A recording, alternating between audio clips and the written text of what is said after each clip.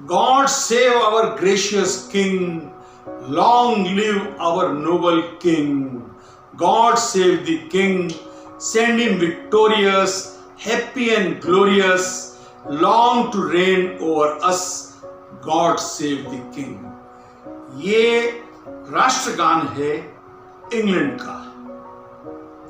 हिंदुस्तानी 1947 तक अंग्रेजों के गुलाम रहे और हिंदुस्तानी उसके पहले मुगल्स के और उसके पहले कई लोगों के गुलाम रहे हैं, पर हम बड़े वफादार गुलाम हैं। हिंदुस्तान में आजादी के पहले ज्यादातर घरों के अंदर एक दीवार पर उनके इष्ट देवता की फोटो होती थी और दूसरी दीवार पर इंग्लैंड के राजा या रानी की फोटो होती थी, जिनको हम इष्ट देवता को पूजते थे, उन पे फूल लगाते थे और दूसरी ओर राजा और रानी की फोटो के ऊपर भी फूल लगाते थे। ये दर्शाता था कि हम कितने वफादार हैं। 1901 में क्वीन विक्टोरिया का देहांत हुआ तो हिंदुस्तान के अंदर ज्यादातर घरों के अंदर लोगों ने गम मनाया।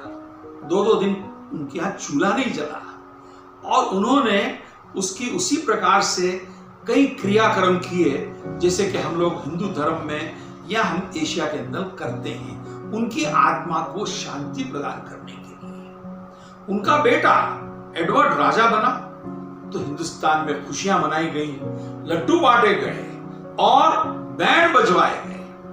बदकिस्मती से 9 वर्ष के बाद किंग एडवर्ड का देहांत हो गया। उसके बाद किंग जॉर्ज V राजा बने तो हमने फिर जश्न मनाया, नया राजा आ गया। 2 दिसंबर 1911 को किंग जॉर्ज V और क्वीन मैरी ने यह प्लान किया कि वो हिंदुस्तान आएंगे। हिंदुस्तान में हर्ष की लहर फैल गई। हिंदुस्तानी बड़े खुश हुए कि हम नए राजा को देखेंगे। उनकी तैयारी के लिए, उनको वेलकम करने के लिए दिल्ली में यमुना के किनारे और शालीमार बाग के पास 25 स्क्वायर माइल्स की जगह को एक शहर बनाया गया जिसका नाम रखा किंग्सवे कैंप। वहां सब किंग को सलाम बजाने वाले हिंदुस्तान के जितने राजा महाराजा नवाब थे वो वहां आए, उन्होंने अपने टेंट लगाए और वो 40,000 टेंटों में वहां रहने लगे राजा के स्वागत के लिए। वहां तैयारियां चलती रही। लॉर्ड हार्डिंग उस जमाने में हिंदुस्तान के वायसराय थे। वो और उनकी बेगम और उनके साथ उनके सलाहकार हेली हमेशा घोड़ों पे घूम के देखते थे कि इंतजाम कैसा है। हाथी, घोड़े, बैंड सब तरफ से आए और उनको ट्रेनिंग दी गई कि जब राजा आएगा तो उनको कैसे सलाम बजाया जाएगा। राजकुमारों को और राजाओं को और नवाबों को भी ट्रेनिंग दी गई कि राजा के आने पर किस तरह अदब से उनको वेलकम किया जाएगा।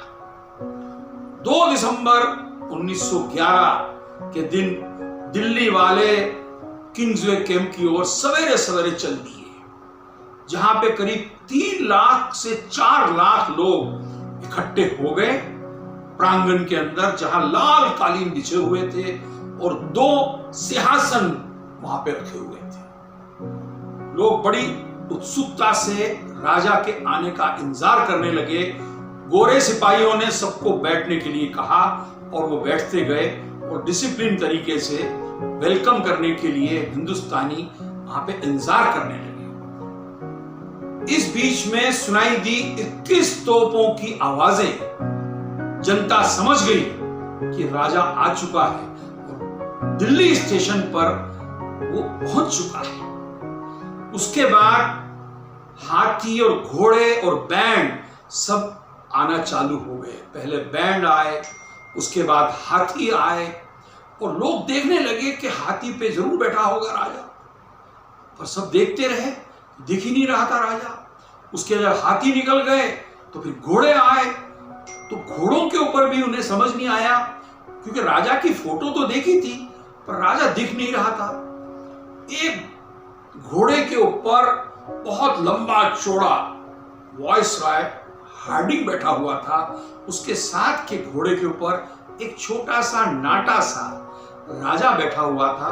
वो था किंग जॉर्ज द फिफ्थ, जिसकी हाइट बहुत कम थी। लोगों को वो दिखाई नहीं। जब वो आया और सिंहासन पर मैरी के साथ गया, तब लोगों ने उसको करतल ध्वनि से स्वागत किया।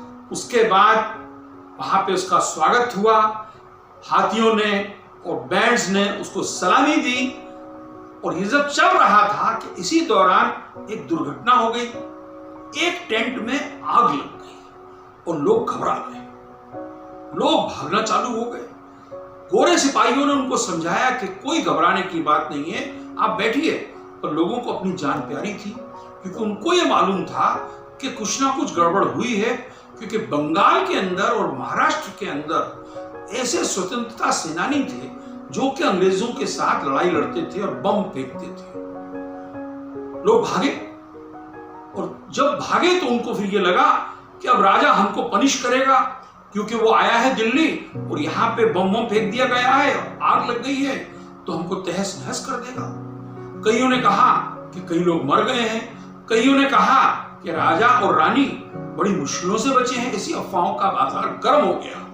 दूसरे दिन अखबार में छपा कि राजा ने 2 महत्वपूर्ण घोषणाएं की। एक घोषणा कि बंगाल का विभाजन नहीं होगा। लॉर्ड कर्जन ने बंगाल के विभाजन की सलाह दी थी, जिसपे बहुत लोग नाराज हो गए थे और बंगालियों ने अंग्रेजों के ऊपर बम फेंकना चालू कर दिया था। दूसरी महत्वपूर्ण घोषणा जो राजा ने की वो थी कि हिंदुस्तान की राजधानी कलकत्ता से दिल्ली आ जाएगी और दिल्ली में एक नई राजधानी बनेगी जिसका नाम होगा नई दिल्ली। और उसका उसने वहां शिलान्यास भी किया। नई दिल्ली के पत्थर को किंग्सवे कैंप के अंदर शिलान्यास किया गया और इस तरह से चालू हुई नई दिल्ली बनने की कहानी। ये थी डॉक्टर भल्ला की किस्सा गोई की आज पहली किस्त, नई दिल्ली कैसे बनना चालू हुई। नमस्कार।